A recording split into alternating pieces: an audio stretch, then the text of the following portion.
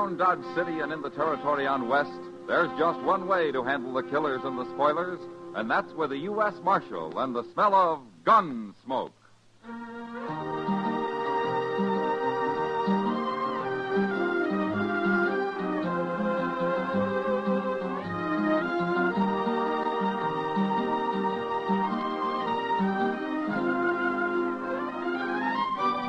Gunsmoke, starring William Conrad. The story of the violence that moved west with young America. The story of a man who moved with it. Matt Dillon, United States Marshal.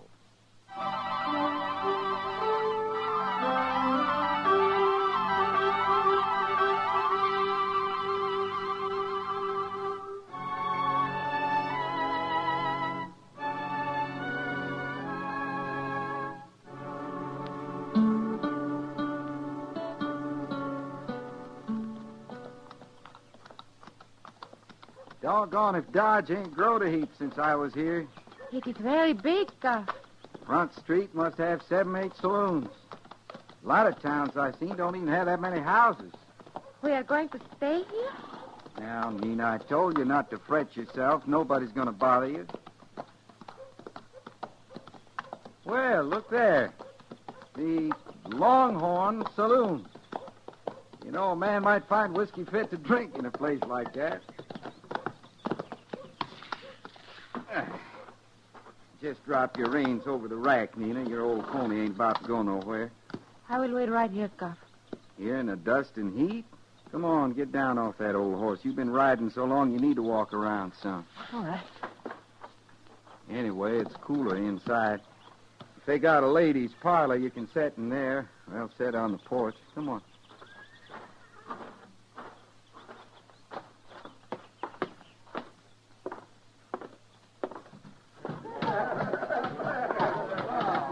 Sure, they got a parlor. There's a side door over there, Nina. You go on in and wait.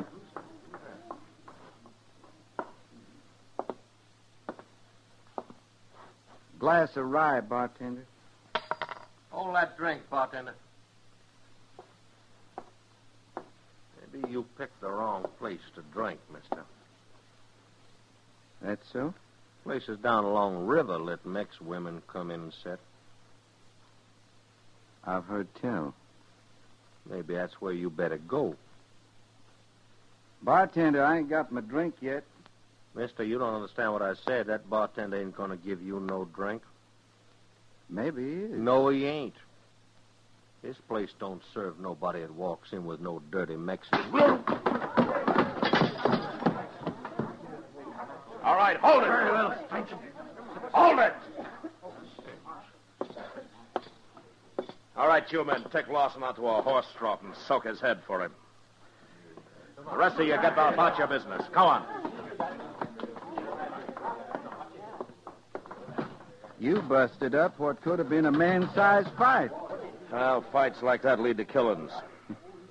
Darned if they don't. You're a cool one, mister. You get that way in my profession. Oh, what's that? Army Scout. I'm on my way to Fort Wallace. What's yours? United States Marshal. My name's Dillon. I noticed they paid you a heap of attention. I'm Cuff Peters and proud to know you. Marshal, I want you to meet somebody. This here's Nina. She's my wife. How do you do? Ma'am? Cuff, Nina and me been traveling quite a spell. Oh? Where'd you ride from? Come up from Texas. Figured we'd stay over here in Dodge if I can find a place. Nina's been feeling poorly. How long do you figure on staying in Dodge, Cuff? Can't rightly say, Marshal. Why? Well, you made trouble for yourself when you hit Hank Lawson. That right. It'll bother him, Cuff, and he'll be after you. I know you can't make Fort Wallace, so it might be better if you and your wife rode out to Fort Dodge and stayed there. He's right, Cuff. We should go on right now. We don't want no trouble. You've been riding enough, the way you feel. Besides, I got things to do. Look, Cuff, I don't want any trouble here. I sure don't aim to cause any. Now, how about joining me in a drink, Marshal? I've still got a glass of rye coming.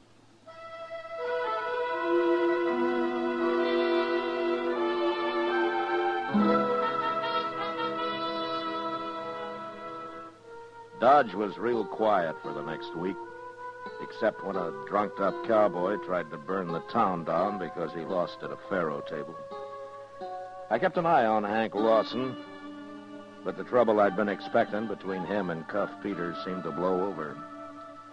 Chester heard somewhere that Cuff had found a room for Nina and himself at the widow Helgerson's place out at the edge of town.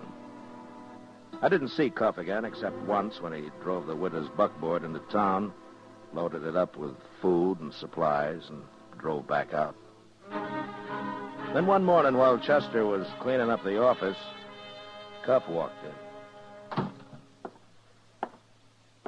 Morning, Marshal. Hello, Cuff. I never did get a chance to pay you back for that drink you bought me. The time will come, Marshal. Cuff, this is Chester Proudfoot. Cuff Peters.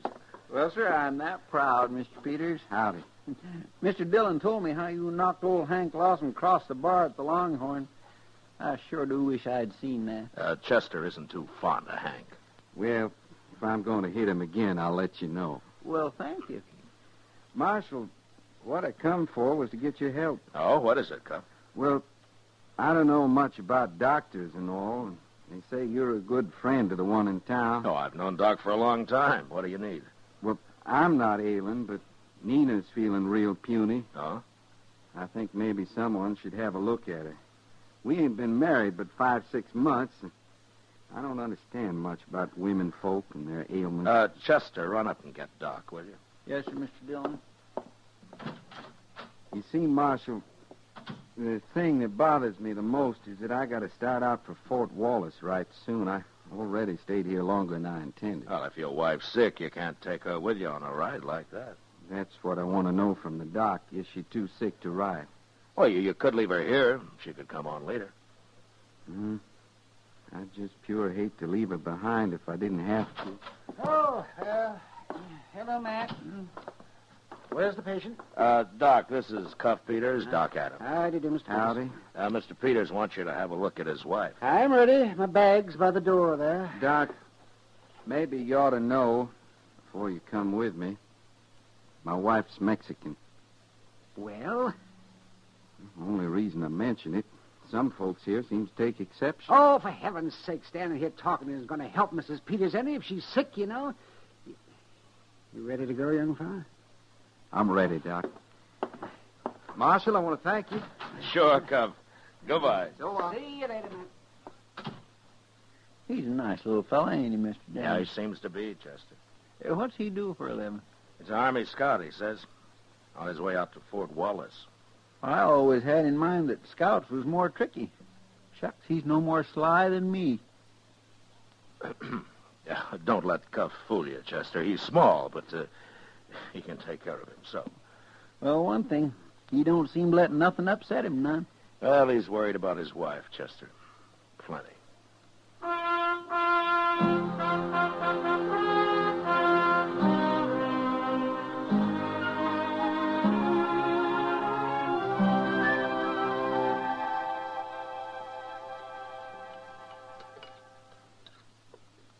Chester, you're going to get a bellyache. I can't help it, Mr. Dillon. Ever since I was a little boy, I just get a craving for wheat cakes at supper. 4 servings? Well, It does make up to quite a pile, don't it? But then that molasses kind of keeps them wetted down. Oh, hello, Matt. Chester.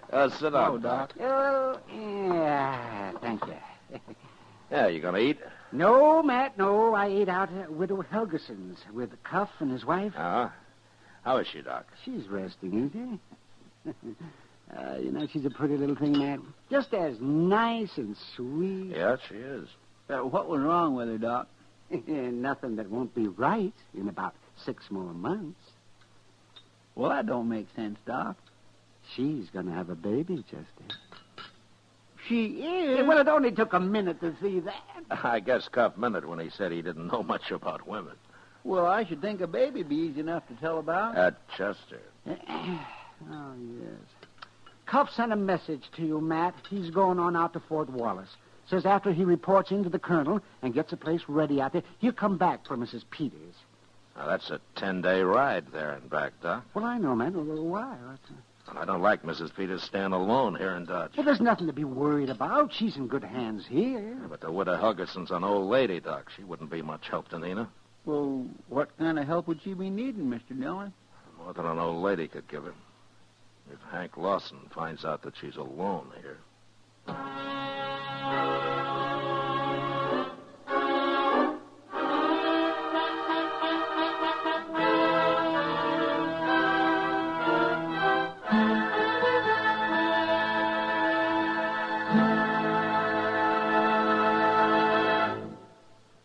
We will return for the second act of Gunsmoke in just a moment. But first, this coming Tuesday night, you have one date with Pam and Jerry North and another date with John Lund as yours truly, Johnny Dollar. If mystery is your dish, then listen in as Mr. and Mrs. North and Johnny Dollar dish it out. Remember, the night is Tuesday, the network is CBS Radio, and the shows are Mr. and Mrs. North and yours truly, Johnny Dollar. They're here on most of these same stations this coming Tuesday. Now the second act of Gunsmoke.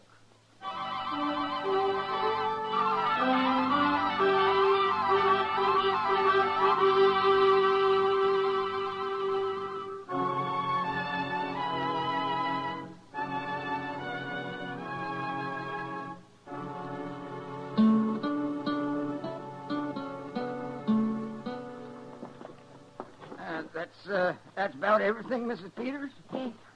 And thank you. I'll give you a hand out to the buckboard. Oh, it's not that much. I can carry it. Well, I'll get the door for you then, ma'am. Thank you, Mr. Perry. Good day. A good day, ma'am.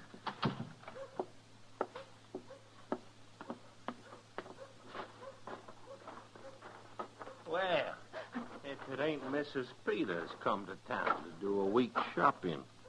I beg your pardon? Excuse me, ma'am, I ain't being very polite. This here's Cane Twig. I'm Hank Lawson. What do you want?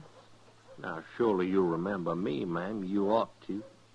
I was the fellow your husband hit in the mouth his first day in town. I remember you.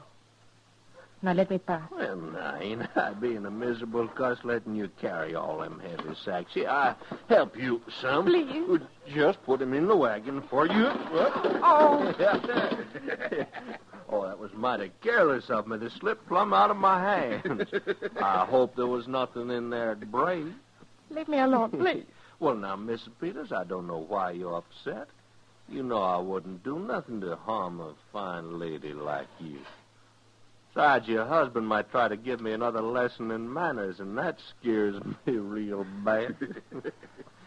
I just want to show you how much I learned. Now, you go on and get into that buckboard. Go on. Please, por favor, dale con usted cuando juegue. All we're going to do is just start you for home, Miss Peters. Untie them lines so we can face that team down the street. Sure. Now, like I say, ma'am, I don't want you to fret. Stand aside, Twig. All right, ma'am. Hang on.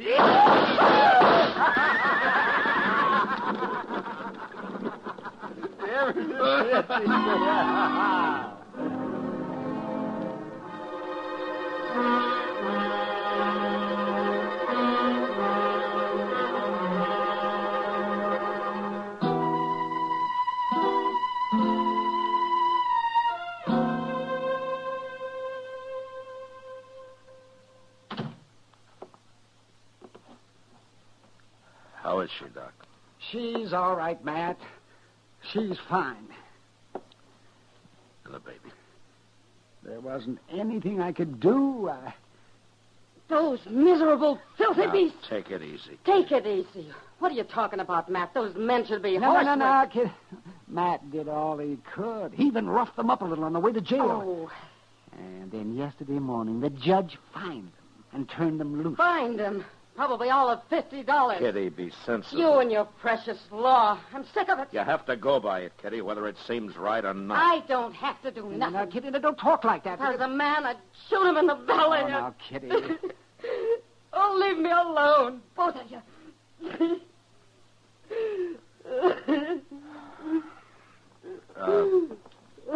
Kitty. Look, Kitty. Why don't you go in and talk with her, huh? She needs another woman, huh? Go on.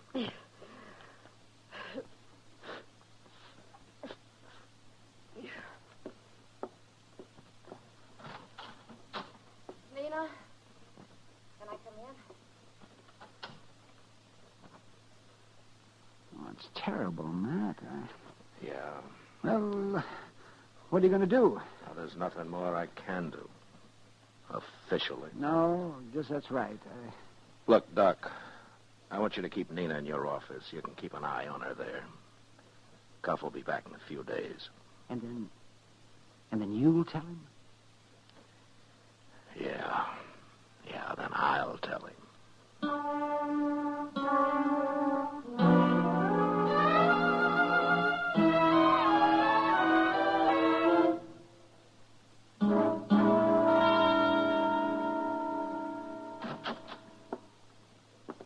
Hello, Marshal.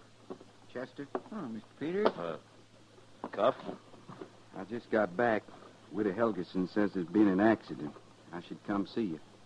Well, your wife was hurt bad, Cuff, but she's better now, though. Where is she? She's up in Doc's office. Chester will show you. I know the way. It just makes me sick, Mr. Dillon. Yeah, he's likely been in his saddle all day, riding to get back to her. Then he gets here, and... How was she tonight? Well, she ate the supper Kitty brought over. That's more than she's done in a week. You know, I'd kindly hate to be Hank Lawson.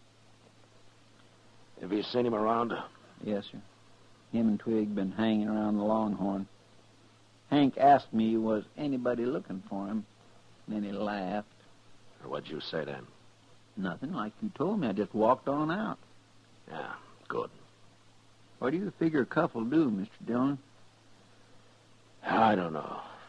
Cuff's so mild and quiet and all. But I got a feeling he'd be mighty mean if once he got riled.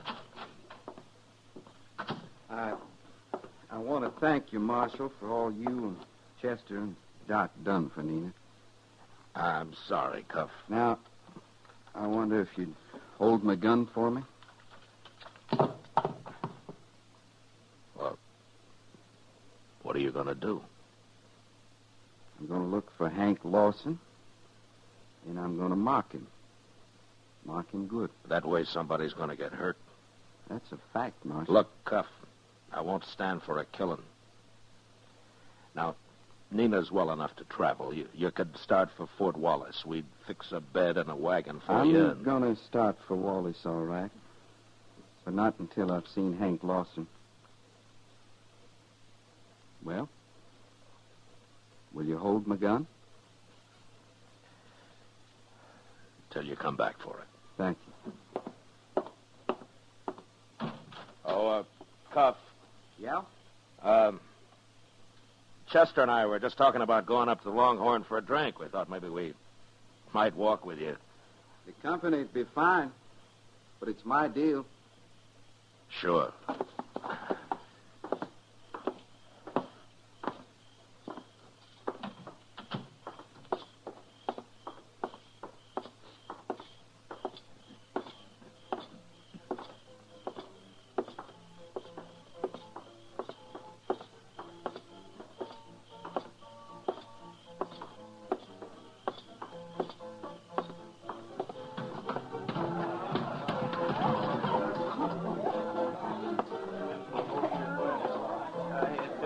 Back to town just a little while ago. This time, when I lay eyes on him, I'm going... Well, if it ain't little feller himself. But I see the marshal come along so's he wouldn't get hurt. I'm just here to see that no shooting starts, Hank. Yeah. What's on your mind, Cuff? I left my gun at the marshal's office. So, After you drop yours on the floor, I'm going to make you bleed. figure to take me with your fist? That's right. All right, boys, move back. Make a little room here.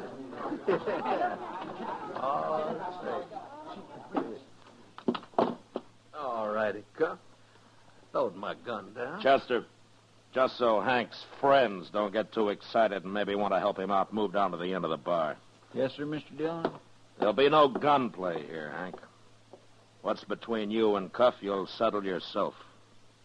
Right in here. That's good enough for me, Marshal. All right, little fella. Come and get it. Now I'm going to take you apart, Lawson. Bit by bit. That's the way you feel. Sit. I say.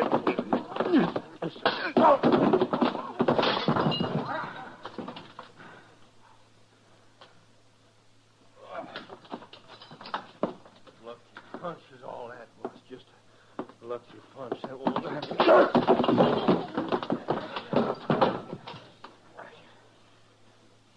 Get up, Lawson.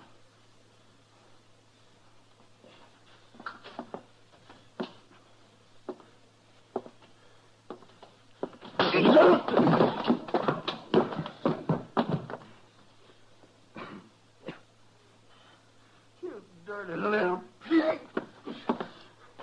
I'm going to slit your throat. Drop that knife, Hank. Never mind, Marshal.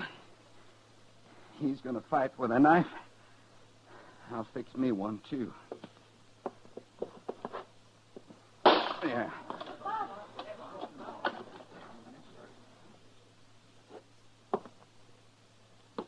Now, Lawson, if you're going to fight to cut, I'm ready.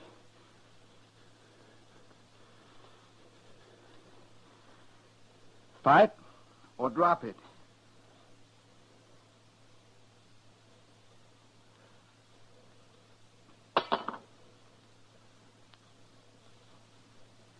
Now get out of here.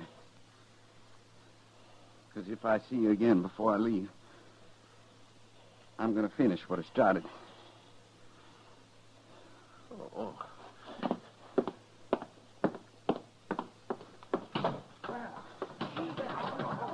My gracious alive, I ain't seen anything like that since I left Waco. Cuff, as soon as you get your breath, I'd like to buy you that drink I owe you.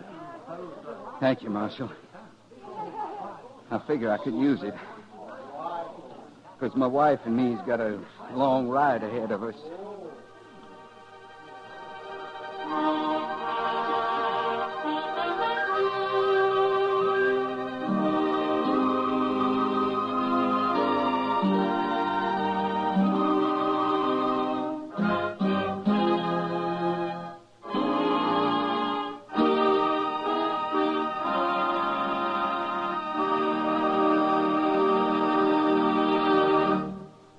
Gunsmoke, under the direction of Norman Macdonald, stars William Conrad as Matt Dillon, U.S. Marshal. The special music was composed and conducted by Rex Corey. Featured in the cast were Vic Perrin and Lawrence Dobkin, with Lillian Byoff and James Eagles. Parley Bear as Chester, Howard McNear as Doc, and Georgia Ellis as Kitty. Join us again next week as Matt Dillon, U.S. Marshal, fights to bring law and order out of the wild violence of the West in Gunsmoke.